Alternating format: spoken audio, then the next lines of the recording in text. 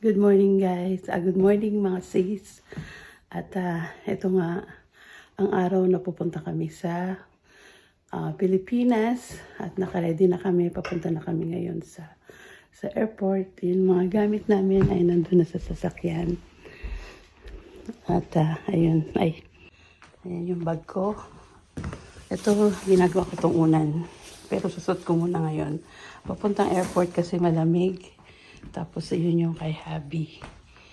Tapos, yung mga gamit namin lahat ay naka-ready na sa sasakyan. Ayan.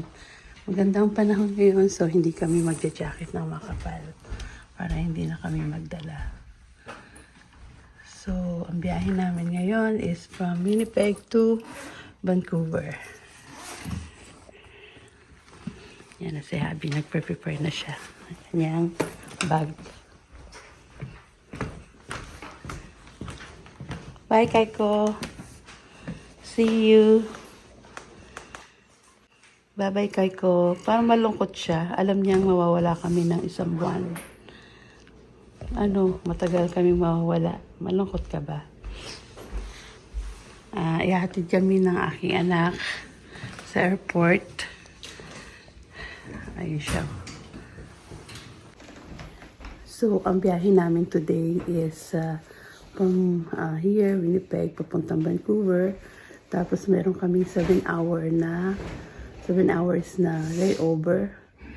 So lalabas kami ng airport at makikipagkita kami doon sa aking kapatid, si Danny Pats, na nakatira kanyang pamilya doon sa Vancouver. At siguro mag-dinner lang kami o mag-spend lang kami ng mga ilang oras together para lang hindi kami mag-stay sa airport ng matagal. Kasi from Vancouver ay straight direct flight kami to Manila. Yan, dito na kami sa airport. Kuha lang ng cart. Jaja! Kasama namin si Jaja. We can't. Look, there's a smoke. Jaja, say hi! Say hi.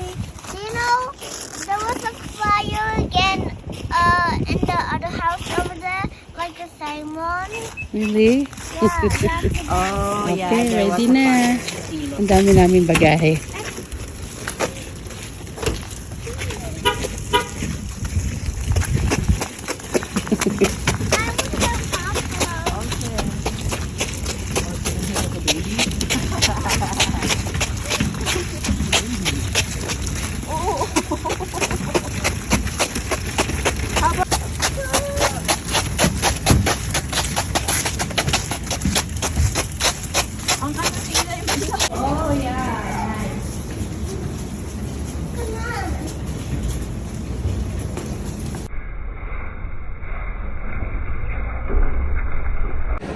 Haba ng pila sa drop-off guys.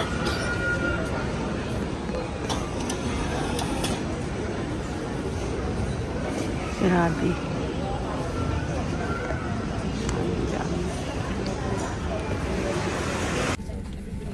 Dito na kami.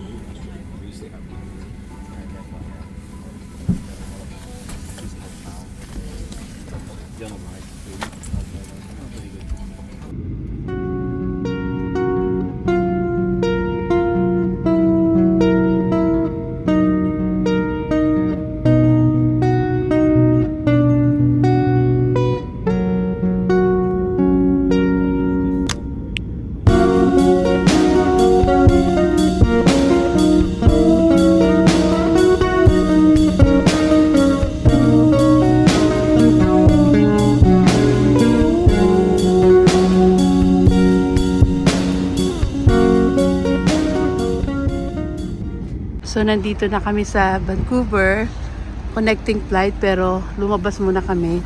Pagkita kami dito kila Kuya Dan. At kakain kami ngayon sa Sushi Mura ng dinner. Sama namin sila. Ayan, si Kuya Dan. Ayan. Yes. Asan na sila? Nagbayad. Okay, so kasi 7 hours kami mag-iintay dito. Kaya instead na mag-iintay sa airport, di lumabas na kami. Walo tayo. Dito na kami sa loob. Ayan na. Si Alvin at si Nathan. Hi, Eli! Kay Eli. Oh, hi, Eli daw. Oh, Tito Alvin and Tito Nathan mo. Si Bukala. Payag siya na. Ayan, Lolo Dani mo. At saka si Lola Nora. Baby si Eli! And this is Wowo.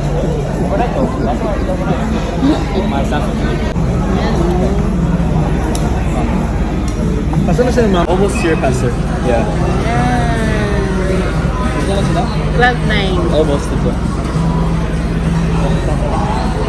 Ngayon yung Salmon Volcano. Mamaya sasabog yan. Bakit yung isa mayroong mayroong uso pa? Sister Lisa. Yung last time? Ito na kami.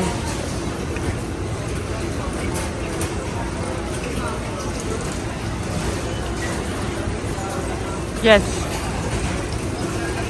Kinukuha namin yung mga luggage. Finally landed here in the Philippines.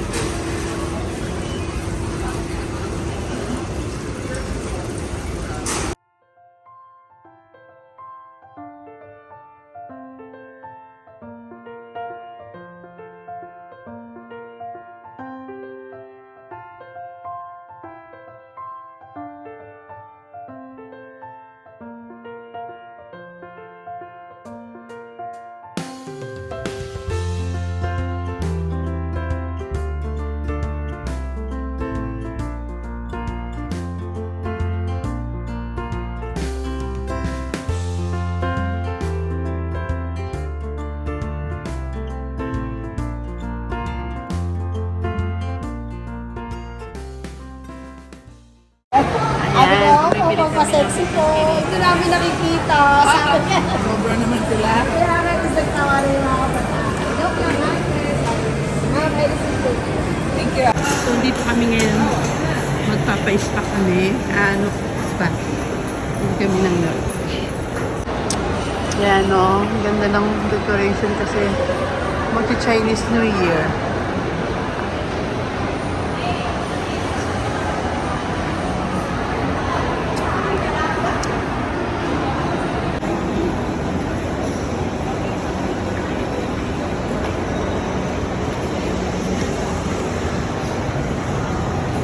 Ang ganda.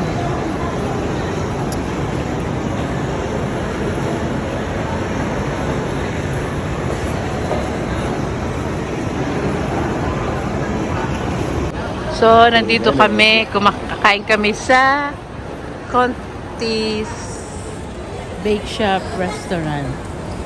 Titikman natin yung kanilang sikat na mango bravo cake. Chinese New Year ngayon. Chinese New Year ngayon, kaya ganyan ang decoration nito. Yan o. Chinese New Year. Oh, pulang-pula yan. Tsaka to. Dragon ka. Vlog. Yan yung in-order ko. After that, ayun. Tapos, si brother kanin. So, hello mga kaibigan. Hi guys. Ito nga, nandito na kami ngayon sa Philippines. From Winnipeg ay nag-fly kami to Toronto as our layover at nag-stay kami doon ng 7 hours. So, dahil may kapatid ako nakatira doon malapit sa airport sa Vancouver, so we spend our 7 hours with them. Kasama namin ang family ng brother ko si Danny Pats at si Nora at ang kanyang kapatid Sister Lisa, si Barrio Toto at yung aking mga pamangkin si Nathan and Alvin. So we had dinner together, kumain kami sa Sushi Mura doon sa Vancouver. And then after ng layover namin sa Vancouver ay direct flight namin from Vancouver at dito nga sa Manila. Philippines. Kung saan ay dumating kami kanina 5:30 ng umaga. Sinundo kami na aming good friend na si Pastor June Pabro. At dito nga kami ngayon nag-stay muna kay Pastor Mike and Sister Gina Laksamana, our good friends. Nag-breakfast kami kanina doon sa Crossing Cafe. Ba yun? Nakalimutan ko kung saan banda yun. Doon kami kumain. And then we spent our time together, catching up, talking. Nag-ikot-ikot kami doon sa SM dito sa Cavite. At ayun nga, nagkaroon kami ng kahit konting time na nagpalinis ng kamay. At ng aming mga paa. I would like to thank Pastor Mike and Sister Gina for this treat para sa amin. So, ngayon, mamaya at 3 ng madaling araw, punta naman kami sa Taiwan, sa Taipei, Taiwan. At mag-stay nga kami doon ng 4 to 5 days para sa kanilang camp meeting.